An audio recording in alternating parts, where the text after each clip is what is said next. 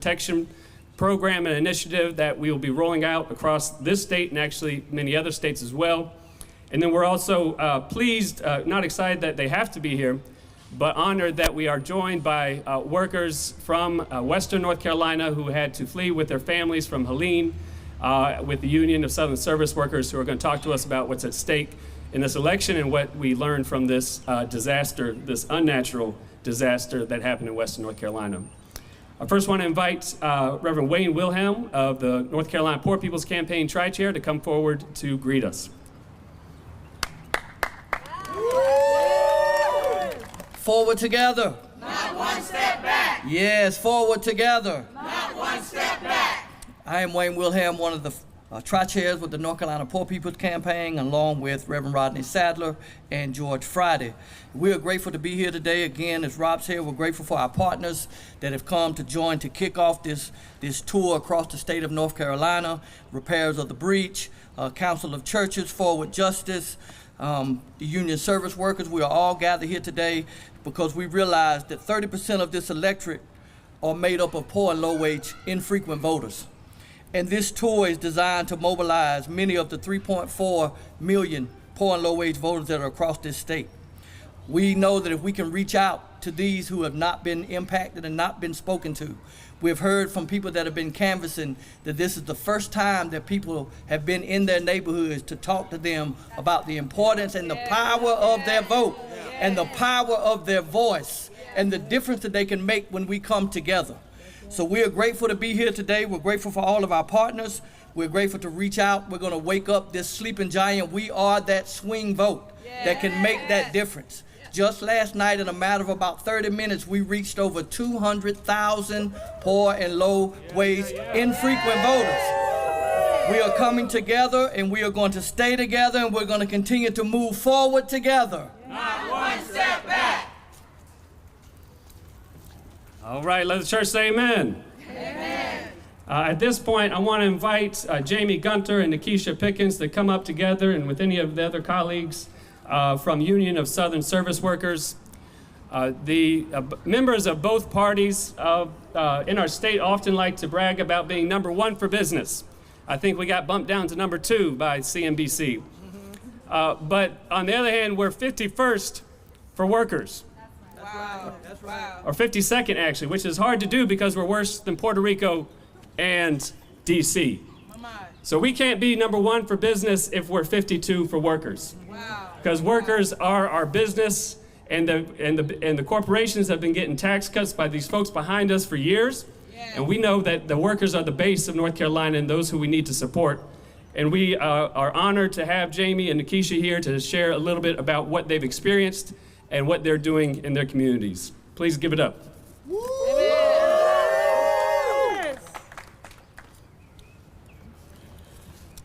Hi, my name is Jamie Gunner.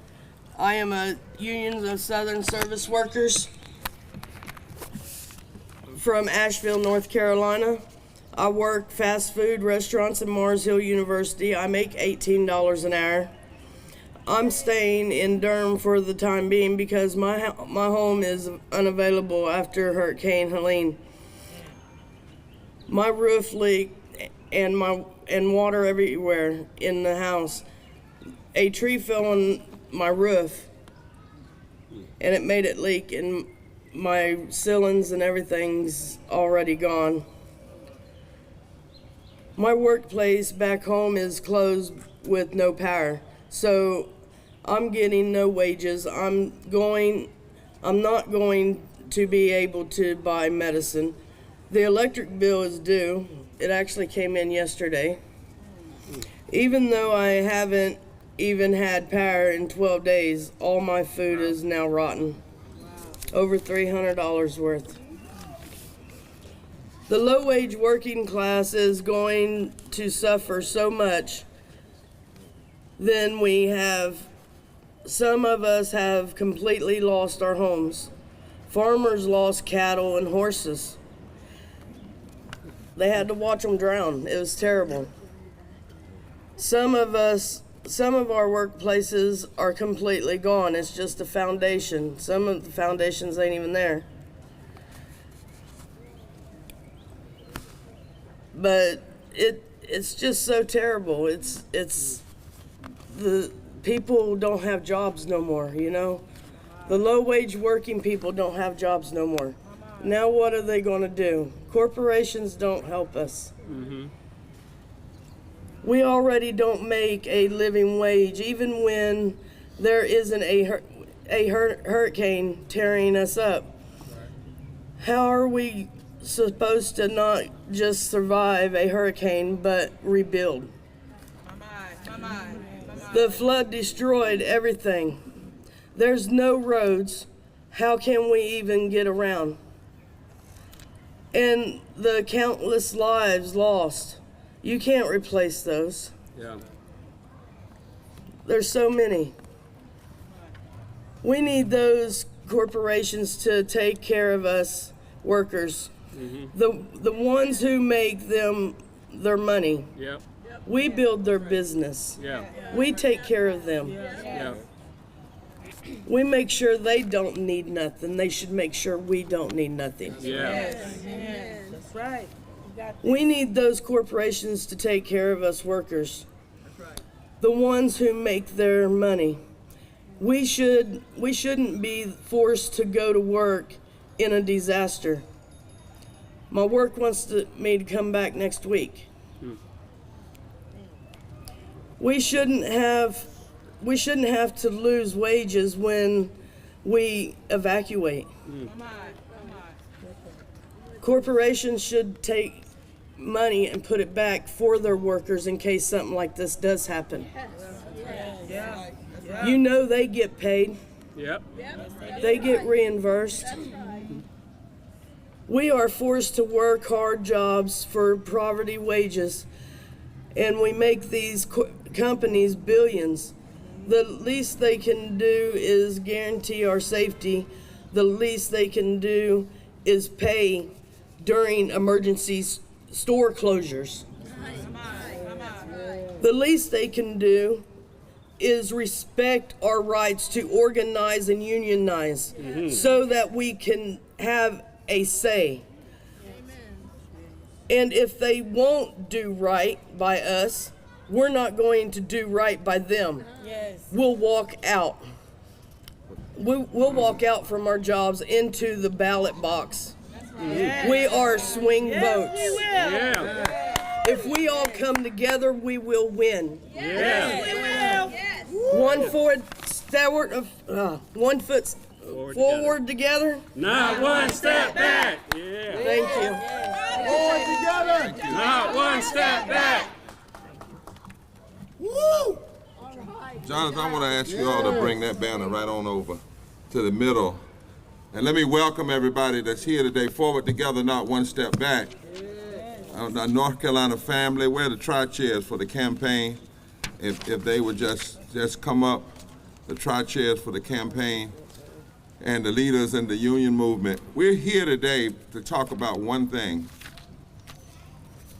My sister's right, they're corporations, but corporations do what they do because of the rules of politics. That's right. And so one of the things that you have to understand is what is at stake in election. Now, we don't endorse candidates in the Poor People's Campaign. We can do it in our private capacity. But as a campaign, we don't endorse candidates. But what we do is we let people know where people have stood, where parties have stood, so that they can consider how they make their decisions. And how we do that is we look at where they have voted. So we're on a major campaign in the Poor People's Campaign this year to reach 15 million poor and low-wage voters across this nation, infrequent voters, because poor and low-wage voters now make up 30% of the electorate. That's right. In every state, and in states like North Carolina, over 40% of the electorate. For the media, when we say poor and low wage, we're talking about people who make $50,000 or less in a family of four. Somebody's gonna tell you, well, there are only 37 million poor people. That's if you follow the government's official poverty line, which is flawed, which says that if you make $14,000 a year, you're not poor. That's right. Well, we look at the supplemental poverty measurement that most economists look at, and we look at poverty and low wages. And when you look at that number, you're talking about in excess of 135 million people. You're talking about in 2020 over 55 million poor and low wage workers. Those are workers who make less than $15 an hour as a minimum wage. That's right. You're talking about some 32 to 40 million people now. It is critical that we understand this. We're looking at, so we've already, since we began this campaign, I'm coming to announce this morning that we've already reached over 10 million poor and low wage voters across America through a historic program using social media and texting that had not been embraced before. And right now, as I speak, just last night, we launched another part of the campaign to reach another 3 million poor and low wage voters. I understand that in less than an hour, with some 5,000 volunteers from around the country, they were able to reach over 250,000 people in 30 minutes. We also have asked that each one of the voters that we reach, poor and low wage voters, that they would reach 10 people. That they would send what we send to them. And what they get is a report card that reports on two things, the Democratic Party, the Republican Party, and the two candidates running for president. And when you look at those issues, you can also use the party facts to trickle down, if you will, into how you look at state legislatures. We're looking at policy.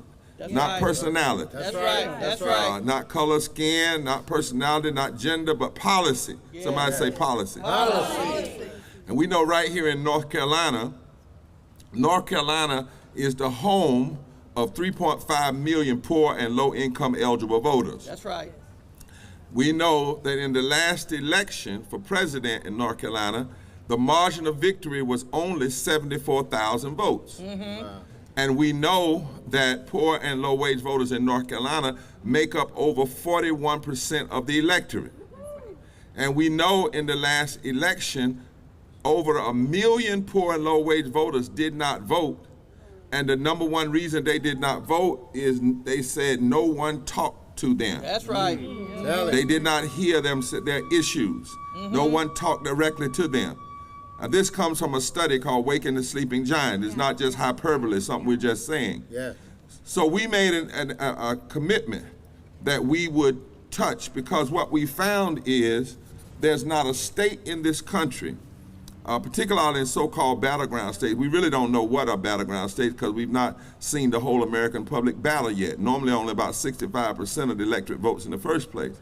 But in so-called battleground states like Michigan, North Carolina, Pennsylvania, Wisconsin, places like that, Nevada, Arizona, there's not one of those states where if 15% of the poor and low-wage voters that did not vote were to vote this year around an agenda, that they could not overcome the margin of victories in the last election. That's right. Somebody say that's power. That's power. That's real power. That's real power. And so right here in this state, we know, I'm gonna give you these numbers, members of the media, that in North Carolina, as I said, 3.4 million low-income eligible voters.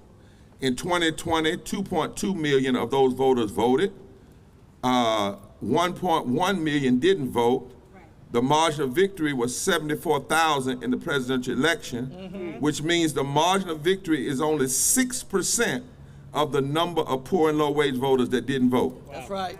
That if 7% of poor and low-wage voters that did not vote were to vote, it would change the outcome of the election.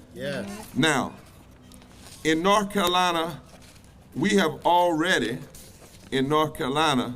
we have sent text to 386,285 North Carolinians using peer-to-peer texting. And in North Carolina total, since we've begun this process, we have actually reached out to 2.6 million poor and low-income voters. All of them got this report card. All of them got a video of their peers declaring why, if we ever need to vote, we sure do need to vote now. And all of them got a listing of where they could go to check their registrations, make sure they're registered, make sure they know about early voting, so forth and so on. Now, how are we doing this? What are we saying to people since we don't endorse candidates? What we talk about are the issues, and here are the political issues. Because poor and low wage voters are the largest potential swing vote in this country. Yes. It's 87 million poor and low wage voters. In the last election, 57 million voted, which means 30 million didn't, and we set as a goal to touch at least 15 million. That's 50% of the 30 million that did not vote in the last election. Yes. The political issues that we say we're sending out: raising the nation's minimum wage to $15 an hour. The Democrats, yes. Vice President Harris, yes. Republicans, no. And Trump, no. This is how the report card looks. Protecting and expanding workers' rights to unionize. Yes. Democrats, yes. Harris, yes. Republicans, no. And actually 2%, only 2% of Republicans said yes. And Trump, no. Again, we're not telling people where to vote. That's right. These are the facts of where they already have voted. We're just alerting, and the law allows us to do that. Lowering prescription drug prices. Democrats, 100%. Harris, yes. Republicans, 0%. Trump, no. Cutting Medicaid funding and taking away coverage. Democrats, 100%. Harris said no to cutting Medicaid funding. Harris said no to cutting Medicaid funding. 99% of Republicans said yes. Trump said yes. You see where we're going with this? Cutting food assistance funding. Democrats, 0% said yes to cutting. Harris said, no to cutting. Harris said no to cutting. 99% of Republicans said yes to cutting food assistance. And Trump said yes. I don't know if we have the media kit, but make sure everyone the media gets a copy of this report card. And what we're also showing here is that the same people and the same parties that vote against raising the minimum wage tend to also vote against union rights. That's right. They also vote against cutting Medicaid expansion. They also vote against food assistance. They also vote against clean air protection. They also vote against a woman's right to protect her body. That's right. They also vote against relief for working families with children. What we do in this report card is what is allowed. We simply tell people this is where people have stood when they had a chance to actually vote. Yes. That's right. Yes. That's right. It's your decision to make who you stand for, but you need to know. You don't need to follow the lies and the innuendos. You need to actually know. That's right. These report cards were vetted by some of the best lawyers in the country and some of the best scholars in the country who look at public policy. That's right. And they all were directed. This is what's going into the hands of over 15 million poor and low-wage voters around the country, over 2.6 million right here in North Carolina. And then they are forwarding these same messages to 5 to 10 people. We will not be voters who are ignorant about what is going on. The goal of this campaign is not to be loud, it is to be right. That's right. And if we're right and loud, that's okay. We don't want to be loud and wrong. And what we want folk to know is what's at stake in the election. We cannot tell you who to vote for. In this privately, yes, I'll tell you. But personally, as an organization, no. But what we can do is report two things. How people have used their power. That's right. In the political arena, based on party, based on their position that they were elected to. And secondly, the power you have to shift things. That's right. Yes. Poor and low-wage voters are not to be played with anymore. That's right. Nor are their allies, religious and moral leaders, nor are advocates who stand beside them. Yes. Poor Yes. and low-wage voters. Just 7% of poor and low-wage voters in this state who didn't vote the last time, if they were to vote, they could change the outcome of elections in North Carolina from the presidential race all the way down to the county commissioners and the city council. That's right. That's And right. we say, if we ever needed to vote, we sure do need to vote now. That's right. No need to have all this power and not use it. That's right. That's right. So I come here this morning off the field. We're starting today a statewide revival. First of all, we want to pray for our brothers and sisters out west. Yeah. But not only are we praying for brothers and sisters out west, across the Poor People's Campaign, the tri-chairs who are here, we're calling all of our connections to give blood where they can, to send food where they can, to send money if money is possible. We're calling on all of our people to care. Because when we talk about poor and low-wage people in this state, we're talking about white, the majority are white. We're talking about white, black, brown, Asian, Native, Latino. We're talking about the full spectrum, young, old, gay, straight. It doesn't matter to us. So first of all, let's take a moment and hear, as where is she at? She was just telling us about the devastation. Where's Jamie? That's going on up because of what happened. And what she was describing to you is what happens when bad public policies Yes. exist before a bad storm. Yes. Yes. And then what the bad storm does is exposes the bad policy. That's right. See, the bad storm exposes how bad it is not to have a minimum wage of at least $15 an hour. The Yes. bad storm will expose how bad it is not to have sufficient food and housing and water and infrastructure. Yes. The bad storm exposes how wrong it is when a political party focuses more on tax breaks to corporation Yes. than union rights and labor rights. Yes. Woo! The storm exposes. When I was a young boy, the old saints used to sing a song, and the song said, God rose in a windstorm and put something on everybody's mind. All right. God rode in a windstorm Great. and put something on everybody's mind. The storm exposes the bad public policy that should not exist. Yes. That's right. That's right. And so we're going to stand with our brothers and sisters, not only from a standpoint of helping and doing social service work, but from a standpoint of voting and using our power to move people, to get to hopefully elect people who will cut out some of the storms of public policy so that when people come to the storms of hurricane, they don't have such pain in their lives. That's Right. That's what that's what our work has to be. Yes.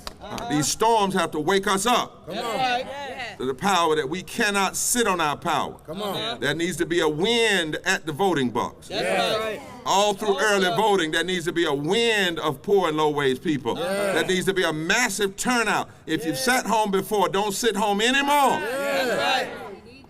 We need to move. And then, so we remember. But then we also are making it clear that we cannot stand down. Say, cannot stand down. Cannot stand down. Democracy is hard. Yes. It's not easy. You can't sit out. We know, and this is not endorsing, this is the truth. We know that when for instance, President Trump got elected, he got elected by about 200,000 votes over 5 states. But in those same states, over 5 million poor and low-wage voters didn't vote. That's right. They didn't vote because nobody talked to them. That's right. So we're calling on both parties. We're calling on, talk to our brothers and sisters. Let them know where you have stood and where you will stand Yes. on the critical issues that matter if, in fact, you get power. We say it like this: our votes are demands. That's right. Yes. That's right. Yes. We're not just voting for personality, but our votes are demand. Yes. Our votes are demand for living wages. Our votes are demand for health care. Our votes are demand. Yes. And we are the largest potential swing vote in the country. That's right. And we intend to swing. Yeah. Huh? Yeah. There's a song they used to sing in New York said something like this: you ain't got a thing if you ain't got that swing. You ain't got a thing if you ain't got that swing. So you ain't done a thing if you don't talk to poor and low-wage voters. You ain't done a thing if you don't talk to my friends in the labor movement. You haven't done a thing if you don't talk to the folk who make this country what it is by grinding it out every day. You haven't done a thing if you don't listen to the folk who fought through COVID and saved the rest of our lives while they didn't have living wages, they didn't have health care, they didn't have paid family leave. You ain't got a thing. That's right. Unless what? You got You got that swing. And we intend to swing. God bless you.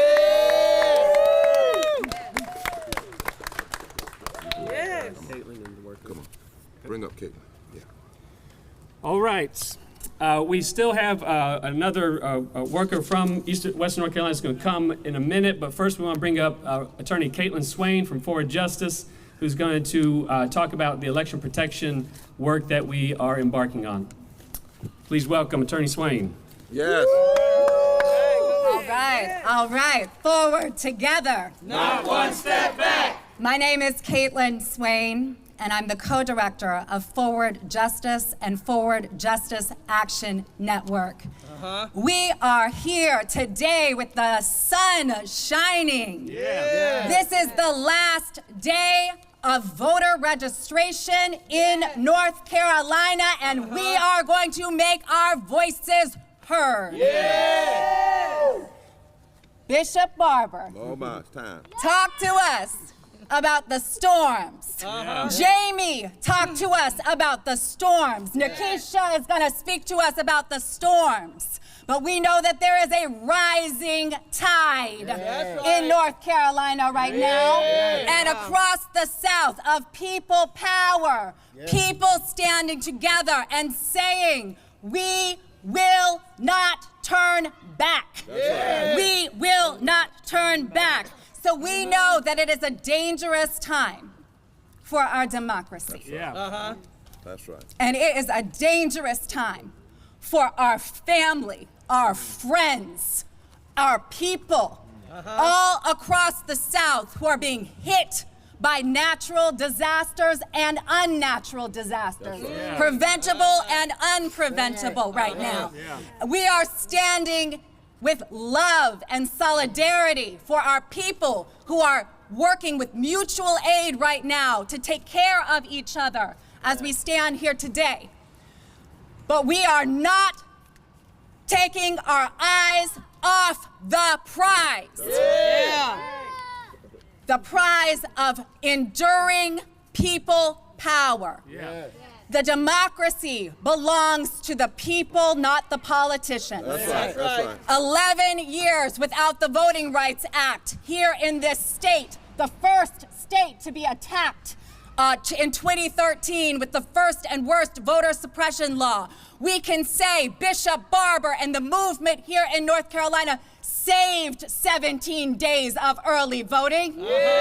And we are going to use those 17 days of early voting here in North Carolina. Early voting starts next Thursday. Anyone can same-day register during early voting in this state. If you do not have your registration by the end of today, you can go to your voting precinct, any early voting site, and you can register to vote. There is a lot of misinformation and disinformation circulating about who is entitled to what in this state. Let us be clear. Every eligible voter in this state is entitled to cast their ballot, express their policy choices, and call for what they need for their children, for their future, for what they want in their schools, for what they need to recover from this disaster. And what we are so proud to do today is announce a new partnership between the Poor People's Campaign, Forward Justice, and the NAACP Legal Defense Fund. We will be at Repairers of the Breach and the Kairos Center. We are standing arm in arm in 8 southern states in this time. We are ensuring that there is no vote that is wrongfully denied. If you are a part of this electorate, which every eligible voter in this state is, you can call 866-OUR-VOTE. That's right. 866-OUR-VOTE. And you will have voting rights attorneys ready to assist you to ensure that your vote counts in this election. If you have questions about whether you can use absentee ballots because you have been displaced from your community, call us, and we are going to make sure that your vote counts. The other states that we are going to be in together, all across the South: North Carolina, South Carolina, Florida, Georgia, Alabama, Mississippi, Texas, Louisiana. Why are we in those states? One, because we know that if you change the South, you can change this nation. That's right. Two, these are states that were previously covered by the Voting Rights Act and that we know deserve to be covered again when the Voting Rights Act is restored. And three, because we understand that collectively these states control 134 electoral votes, and they are home to over 26.7 million poor and low-wage eligible voters who deserve to have their voice in the future of this country and who are standing up for all of us right now when there are so many other pressing issues that they have to and we have to take on every day. People are trying to figure out, how do I get childcare right now? Where can I stay tomorrow night? And we are saying we want to be with you in that work to support you. And we are also going to be with you in making your power heard at the ballot box. Lastly, we want to be able to share that in North Carolina, if you have questions about your right to vote, you can go to protectourvotenc.org. We are keeping that up to date, and it is a partnership website with Repairers of the Breach, with Forward Justice, and with a huge coalition of powerful democracy advocates in this state who have not slept, seeking to make sure that we are here for this time. This morning when I came here, I said, I feel the solemnness of this time that we are in. But I also feel the joy. I feel the energy. I feel the people who are saying to me every day, don't get tired, don't get weary. We are in this fight, and we are proud to be together for the next 30 days and beyond to ensure that this democracy represents the voices of its people and not the political preferences of the politicians. Thank you. Let me thank Forward Justice for their tremendous work, the work of Caitlin Swain and our lawyers. As you can hear, we are engaging, our movement engages in moral litigation, moral agenda building, moral articulation, moral agitation, whatever it takes nonviolently to move this system towards a more perfect union that represents all of the people. Let me have the list too of the states, because I want to make sure the media gets that before our last speaker comes, and I want to make sure that you have that. And this tour that we're launching today will be in Greenville tomorrow, and then we'll be down in deep eastern North Carolina, Hyde County. We're not forgetting these counties. That's right. They're critical. Every vote is critical. Then we're going to be up in Salisbury, and everything we do will be live streamed to thousands of people. And then we're going to come back later and do some additional counties. And then I'm going to national tour to preach 3 national sermons. One at the Riverside Church in New York, where Dr. King preached about the time to break silence.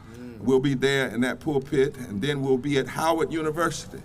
Howard University the Sunday before the actual election day, because we know election is a season, not just a day. That's right. But the students have asked that we come, and that will be televised and pushed out throughout live stream across the nation. That's right. And then we will conclude at Union Baptist Church in Winston-Salem for a national moral revival, where we hope to have at least 1 million people to tune in through social media, and we will have voices, key clergy, moral leaders, voices from at least 8 or 9 of the so-called battle states who will be speaking that night.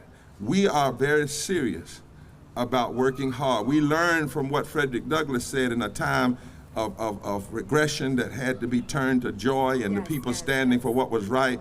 He said that when you touch us, all it does is intensifies and emboldens our agitation. Yes, sir. It doesn't do anything to stop us. It Yes, only sir. increases. So the states that we talk about, these 15 million voters that we're reaching, is Alabama, Arizona. In Arizona, for instance, it only takes 1% of those that didn't vote to vote this time to overcome the past margin of victory. Alabama, Arizona, Florida, Georgia, Kentucky, Michigan, Mississippi, North Carolina, Nevada, Ohio, Pennsylvania, South Carolina, Texas, Virginia, Wisconsin, and West Virginia. And if there are members of the media that would like a copy of a list of this, because it actually shows the number of eligible poor and low-wage voters, who voted, who didn't vote, and how much of a margin of victory, how many it would take to vote this time to overcome the past margin of victory. And you would be surprised. Yes, sir. You would literally be surprised how small the number is in terms of what it would take to overcome past margin of victory. Our next person, and then we'll take questions from the media. Yes. Please welcome from the Union of Southern Service Worker, Nikisha Pickens. All right, Nikisha. Let's go, Keisha. Keith.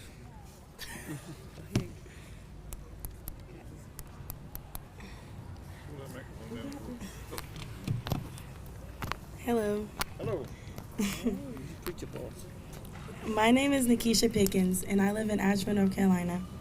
I work at 5 and Below. I was recently displaced from my home in Asheville because of Hurricane Helene, my bad, sorry. Where I'm coming from, there's a lot of homes that are damaged and destroyed. We need all the help from government officials, even people who has kids. Yes. I am so inspired to see churches coming together to help us in these needs, volunteers, people from out of the state coming at this moment of crisis. Yep. The Union of USSW personally made sure that me and my nieces and nephews had somewhere safe to go during the storm. Yes. Made sure the kids was taken care of too. More needs to be done. I'm calling on government officials and companies to respect the needs of those in Western North Carolina. Yes. We have lost our basic needs. With no job, we can't pay our bills. The union has ran water, gas, and other supplies up to Western to help out families in need. 5 and Below is temporarily closed because of the flooding. Without a paycheck, I can't even pay my health insurance. Well, we shouldn't even have to worry about paying rent nor other bills because of everything that's going on. We should be focused on our families and making sure they're safe. That's right. That's right. 5 and Below is a $5 billion corporation. They can afford to give us emergency pay. They choose not to. That's right. I only make $14 an hour. That's not even livable wages in Western. I'm here to say, please, government, people, churches, we need you at this moment. Yes. Workers like me, communities like mine, are standing up and taking action. Make our voices be heard. We are powerful, and we will have a swing vote. We got this. Thank you. All right.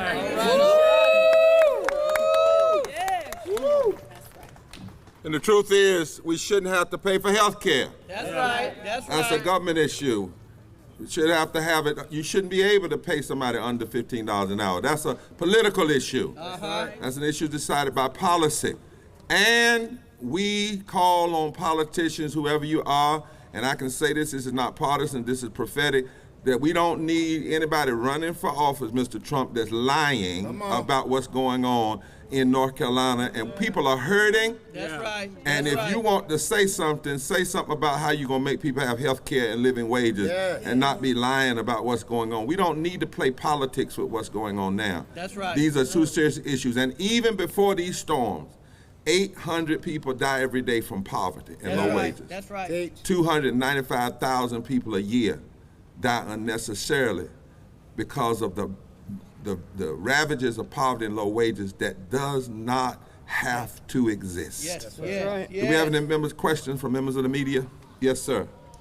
I just want to ask what you all thought of the actions the State Board of Elections and the legislature took this week regarding access to voting, and if there was anything more you think they should have done to help people out west. We'll have our attorneys to speak to that issue. Yeah.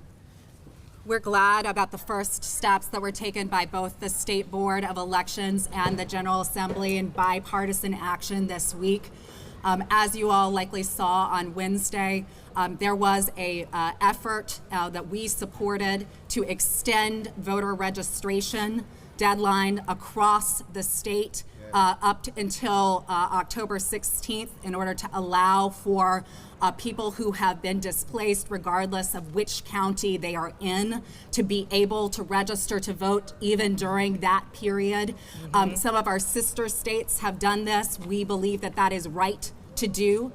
We also believe that there is an additional grace period that should be restored for absentee ballots to be able to come in later if necessary and count. No voter should have their vote thrown out or questioned because of this natural disaster. The other thing that we want to raise up is that this repairs of the breach, Forward Justice, the NAACP, many organizations filed a federal lawsuit challenging the photo voter ID requirement in the state. We are still waiting on that decision, but we want to make it clear to every voter that you have the right to vote in this state with or without a picture photo voter ID. If you have lost your ID, because of this disaster, there are ways to get support to get your ID,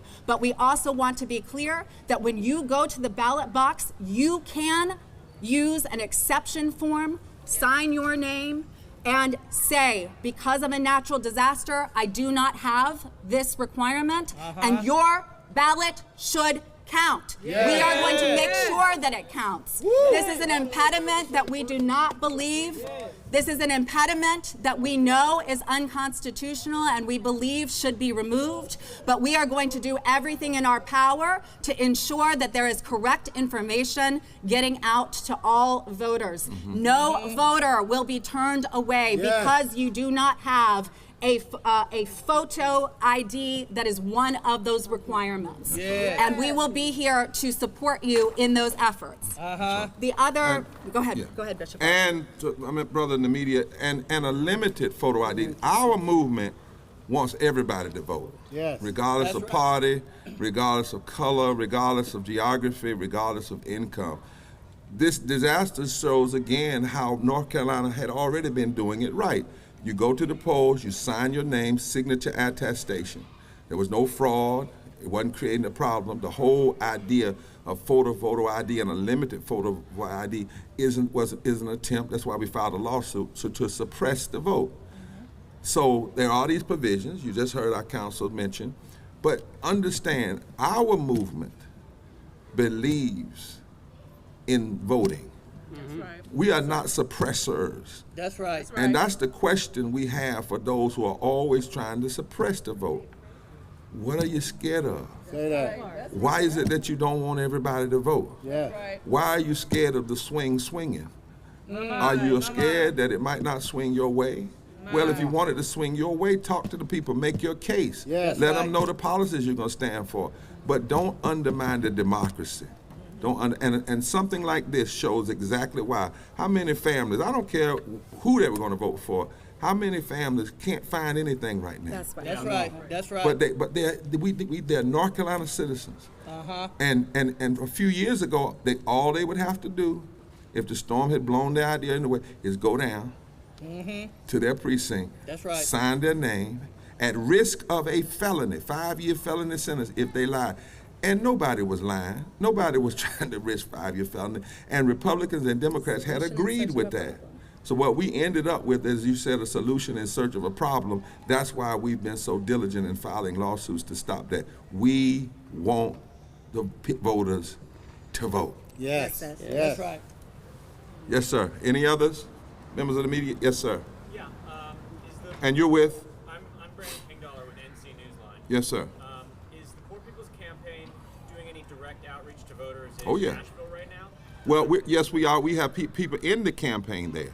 And you have our tri-chairs here, and they're in touch. They have people all over. We are still reaching out because one of the ways we're reaching out through voting is sell, but we're also going to be talking about ways we can reach out with the union, providing some resources and funds, fighting and pushing that because what we recognize is altruistic giving is great, but a problem this magnitude requires government. Yeah. It requires government intervention. You couldn't fix this problem with all the churches in the world. Come on. And so that's why we fight for the kinds of policies, the kinds of transformation. That's why we're saying to people, stop lying about what the government is or not doing for political points.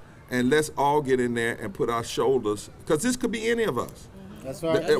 One turn, it is all of us, but one turn, this could have been Easter. We're seeing that. These storms are real. They're coming out of the climate issues that we're facing and the warming up of the atmosphere, and all of these people are our brothers and sisters.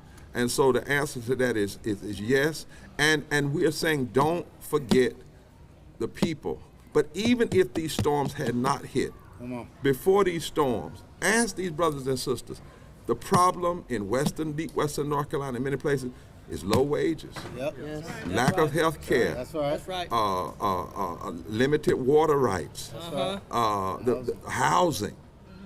There was a poverty low wage storm prior to this physical storm that happened. And the storm that has happened now is exacerbating the storm that already existed. That's right. That's right.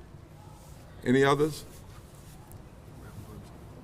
All right, Reverend Broom, would you come and close us out? If there are none others, all members of the media have the paperwork. We have our media person right here, and she can make sure you have copies. So we want you to have it. You're welcome to print it. Again, last night we started our second round of texting to nearly 3 million persons, and over 250,000 were touched just in last night's text bank. Let me just say to the media as well, we have churches, denominations that are involved with us in this. Labor is involved with this labor union. And what we did for a year is we helped raise up nearly 5,000 peers, 5,000 people across this nation who said, I want to spend some time making sure that at least 15 million of poor and low-wage folk know what the issues are, know what their rights are, know what their power is. And that's what we're working toward in this time. That's right. Dr. Broom? Woo! Yeah. All right. Oh, Good morning. good morning. Good morning. I am Reverend Dr. Hannah R. Broom, President of North Carolina Council of Churches, as well as the Director of Religious Affairs for Repairs of the Breach. National Director of Repairs of the Breach. Yes.